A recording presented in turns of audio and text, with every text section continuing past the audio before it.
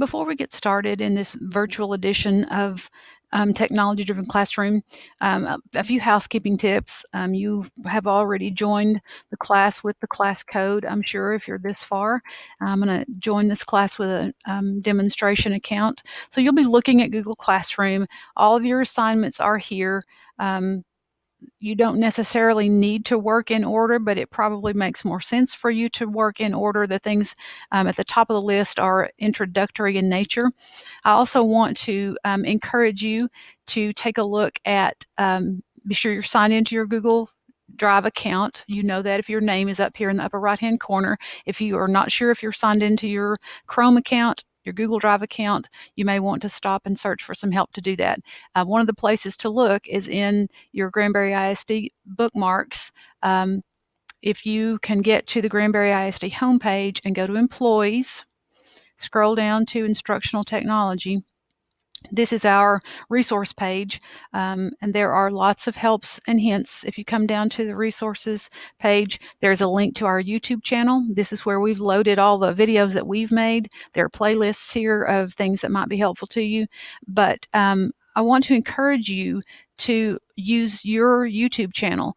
You have a YouTube channel because you have a GISD Google account, and when you open YouTube and look in the upper right hand corner right here, you should see your initial or your picture, and if you don't, you can click here and you should get an opportunity to sign in, just like here you see the sign out.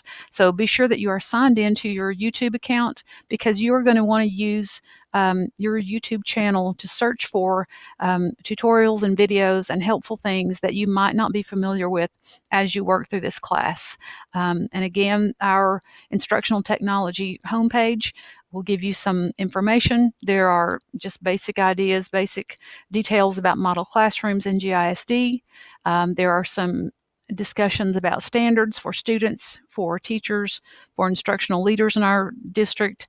There's information here for new teachers about teacher websites. If your teacher website is not updated, you might want to look at this information after you finish Technology-Driven Classroom. There's information here about the fact that we use Chrome as our default browser and why that is an advantage to you. There are resources here for the district programs, logins such as Nearpod you're going to be using.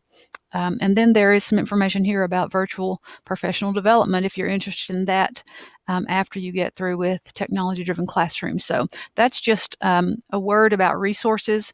Again, YouTube and the tutorials that you can find and search for, not necessarily just the ones that the instructional technology team has created, but if you search in YouTube and pay attention to the date of the videos that you're watching, you can get the most up-to-date information and help possible just by searching for a good YouTube video. So again, this course was intended to be face-to-face, very collaborative, very teamwork driven.